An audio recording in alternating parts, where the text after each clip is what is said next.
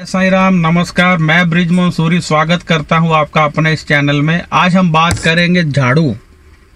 कहीं आपके घर का झाड़ू आपको परेशानियों में तो नहीं डाल रहा?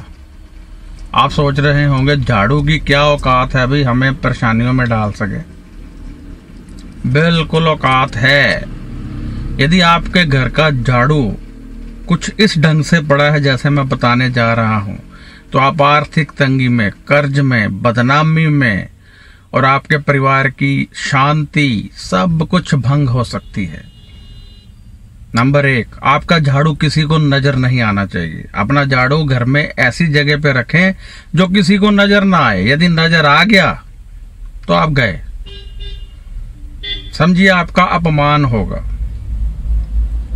इसलिए झाड़ू को ऐसे स्थान पर मत रखें। दूसरा, झाड़ू पैर पे नहीं लगना चाहिए। यदि पांव पर झाड़ू लगता है तो लक्ष्मी नाराज हो जाती है, आर्थिक तंगी होगी, कारोबार बंद हो जाएगा, नौकरी से जवाब भी मिल सकता है। तीसरा, झाड़ू से किसी कीड़े मकोड़े को मत मारिए, जाला मत उतारिए और पति की पिटाई भी मत कीजिए, क्योंकि इससे भी आपका झाड़ू मतलब झाड़ू से किसी को मारना नहीं है, चाहे वो कीड़ा मकोड़ा हो चाहे इंसान हो। झाड़ू को मात्र झाड़ू के लिए इस्तेमाल करें तो आपको बहुत कुछ मिलेगा इससे। वरना घर की सफाई करने वाला ये झाड़ू नवग्रहों को अपने अंदर समेट लेता है और आपको परेशानियां हो सकती हैं। आपने सुन लिया कि झाड़ू को पैर नहीं लगाना, झाड़ू किसी को नजर नहीं आना चाहिए, झाड़ू खड़ा नहीं रखना है, ऐसे सीधे नहीं रखना है, बहुत नीच होता है, ये अपशकुन माना जाता है। जब कोई घर से निकल रहा हो तब भी झाड़ू नहीं लगाना है, वो भी अपशकुन माना जाता है। तो जिस ढंग से बोला है, झाड़ू छुपा कर रखिए, बच्चों की पहुंच से बाहर रखिए, झाड़ू सीधा खड़ा मत रखिए, झाड़ू को पैर ना लगे ऐसी व्यवस्था कीजिए। और जब कोई बंदे बैठे हो तो झाड़ू मत लगाइए, उनके पैर को लगा देंगे तो आपका, यानी जैसे आप झाड़ू लगा रहे हो, कोई बैठा हुआ है, झाड़ू लगाते लगाते आपका झाड़ू उसके पैर को लग जाता है, तो समझ लीजिए कि आपका आर्थिक तंगी में फंसना तय है। तो इसलिए इन सब चीजों का ध्यान रखिए और मेरे टोटके अपनाते रहिए। यदि और चाहिए तो फिर इस चैनल को सब्सक्राइब कीजिए।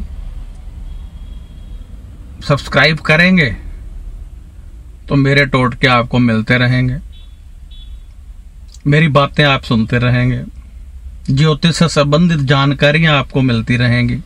शिरडी के साईं बाबा संबंधी जो मैं अभी बहुत सारा मटेरियल तैयार कर रहा हूं, 3-4 कैमरे लगे हुए हैं लगातार तैयारी करने में, वो आपको मिल जाएंगी। टीवी पर मेरे सारे प्रोग्राम आ चुके हैं शिरडी के साईं बाबा संबंधी, वो सब मैं यहाँ अपलोड करने वाला हूँ। तो ये चैनल सब्सक्राइब करना पड़ेगा।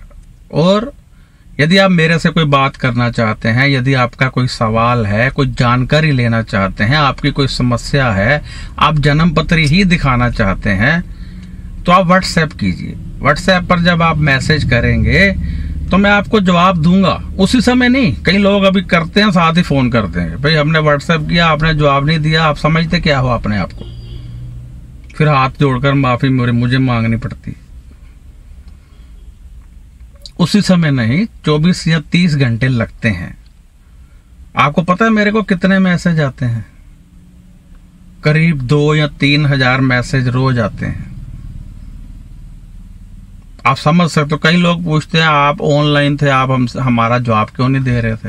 ओ भाई ऑनलाइन था, लेकिन इतने मैसेज में मेरे को क्या पता लगेगा? एक टाइम में 50-50 लोग टाइप कर रहे होते हैं, मैसेज आता है 50 बंदे टाइप कर रहे हैं। अब खोलूंगा तो पता चलेगा। भाई खाना भी खाना है मैंने, थोड़ी देर सोना भी होता है, पाठ पूजा भी करनी है, 4 आरतियां करता हूं साईं बाबा की। तो इसलिए 24 से 30 घंटे वेट कर लिया कीजिए, आपको जवाब जरूर मिलेगा। ना मिले, और हाँ, कई लोग क्या करते हैं, डालते हैं 8 घंटे बाद फिर लिख देते हैं कुछ, वो फिर 8 घंटे आगे चला जाता है मैसेज उनका। व्हाट्सएप का एक सिस्टम है, यदि आपने पहले मैसेज किया दोबारा किया तो आपका मैसेज उस टाइम में चला जाएगा। यानी मैं 24 घंटों का जवाब दे रहा हूं तो आपने लिख दिया तो आप फिर आगे आगे जाते जाओगे।